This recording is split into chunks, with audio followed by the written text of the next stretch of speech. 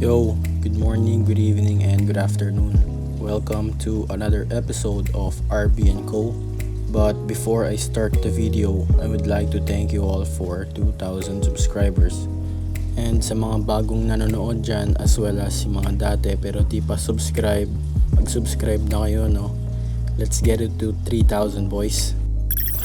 Alright, so fresh pa tong package na to. Kakarating lang talaga galing sa JNT. So unbox muna natin. Tape pa ng Red Speed yung gamit, oh.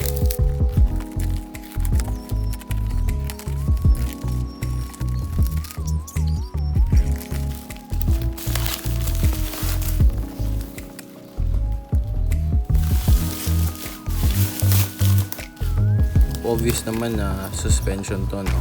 So buksan na natin. Ayop na yan. Dito pala sa gitna yung bukasan ng box. Nahirapan pa ako. Pero anyways, kita nyo naman na secured yung item. Alright, tatanggalin ko na yung bubble wrap. Pero ingat lang, baka magasgasan yung shock eh. Delicates na. So nabili ko to ng 4,500. I think same price range sila nung Shayo. Pero a lot cheaper compared sa mga drug series na YSS, Gazai, and Schaffer. Pero hindi ko sila ma-compare in terms of quality and performance since hindi ko pa sila nasubukan. 310mm pala to. 320 yung usually na ginagamit ng mga wave street bike users. Pero gusto ko yung lowered at the same time drivable. Parang drag spec yung tindig niya. Anyways, hindi ko naman daily. Tsaka naka-display lang siya dito sa bahay. So fully adjustable tong JRP shock na to. So sa taas may preload adjustment. Sa baba naman may rebound. And then pwede siyang i-adjust kung gusto niyang taasan o babaan ng onte. So obviously, red and black yung colorway na pinili ko kasi red talaga yung kulay na gusto ko sa kaha. Ayan siguro yung serial number niya. Tsaka black lang yung coils. Sa Thailand lang ata yung may ibang kulay ng coils. Ipapop up ko dito.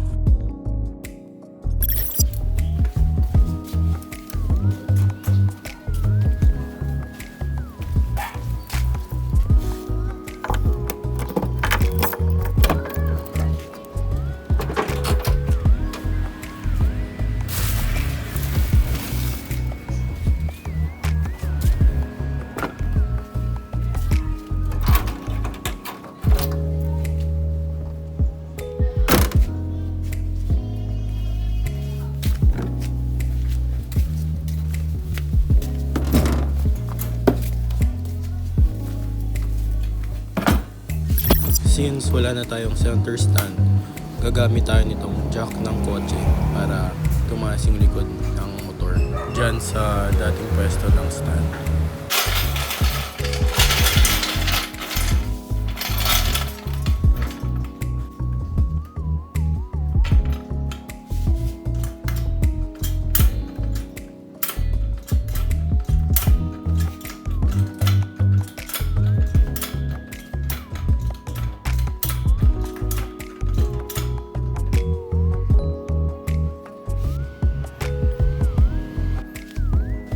So 14mm socket lang tsaka ratchet yung gagamitin natin para sa installation na to.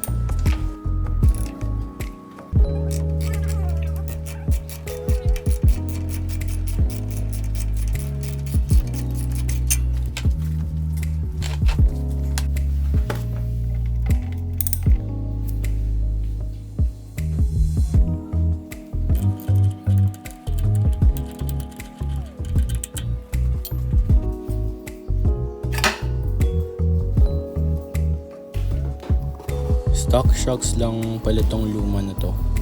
I think it's 320mm. So nung binuksan ko yung isang shock, may libreng sticker yung seller. Asan na yan? Ito, Dive Moves PH. Kaso walang JRP sticker, sayang. Ikakabit ko na tong isang shock ng JRP.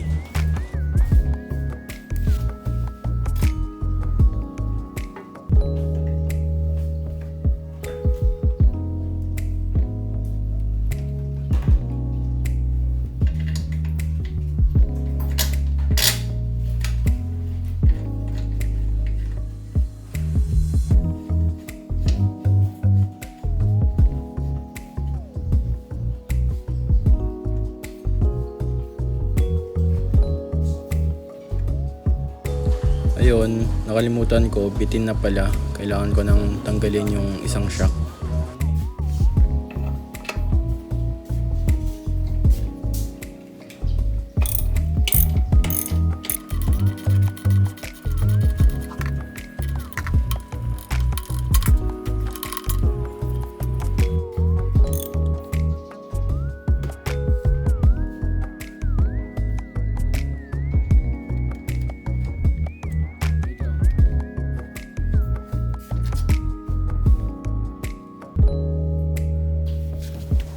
Okay, ikakabit ko na yung isang shock.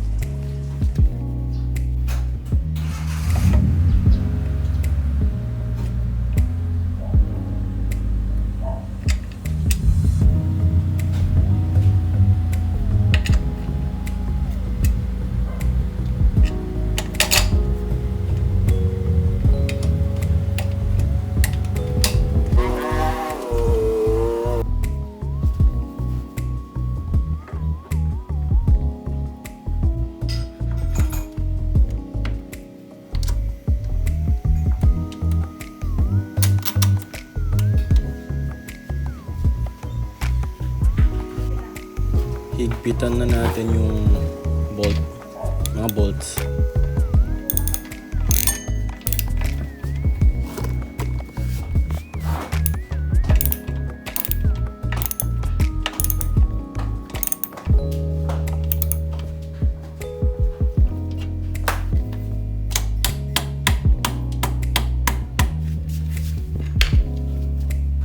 So itong nasa shock, naka white gold na ako na flower type bolts, pero pinapag-isipan ko pa kung papalitan ko din siya ng CNC or yung Artamo.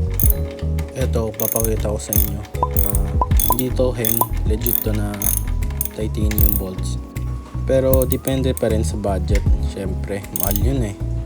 Comment down below kung ano sa tingin nyo, kung okay ba.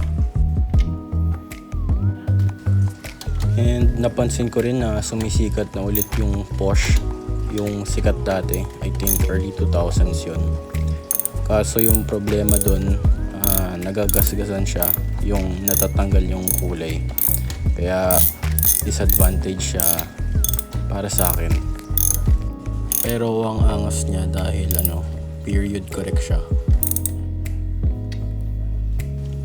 And kung napapansin nyo, tinanggal ko muna yung JRP ko na flat seat kasi may nagwe-welding dito sa bahay namin, so delikado, baka masunog.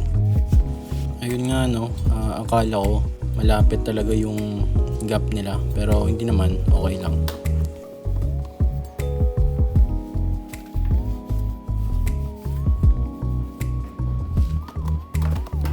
May napansin nga din pala ako sa Facebook na nagsasabing matagtag daw yung JRP, this and that, blah blah blah. Pero come to think of it na it's a drag suspension, hindi siya pang daily, pang street nor cornering, so ganun talaga. And pwede naman siyang i-adjust, no? So ayun lang, opinion ko lang. Hindi naman ako biased and sponsored, so it's all good. Pero kung may mga gusto mag-sponsor dyan, baka naman sir. Anyways, itong lumang suspension, okay pa naman siya, wala namang tagas. Itong bushing lang yung sira, pero okay pa yung performance niya. So magagamit pa natin to, probably sa ibang projects natin. Oh, and curious lang ako kung ano yung mga contents na gusto niyo makita sa channel na to. So, maganda sana kung i-comment niyo sa comment section para malaman ko at who knows, gawin natin. So, comment niyo sa baba. Goddamn Corona.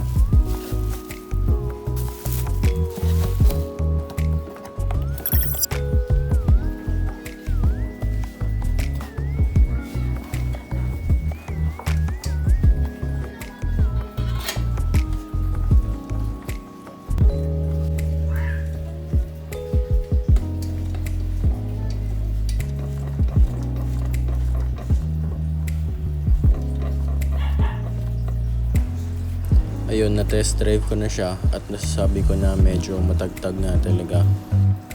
A little bit stiffer than stock. Pero like I said, it's a drag suspension at pwede namang i-adjust, so I don't complain. それらは私に純粋な幸せを与えるので、私はそれらを構築して楽しむのが大好きです。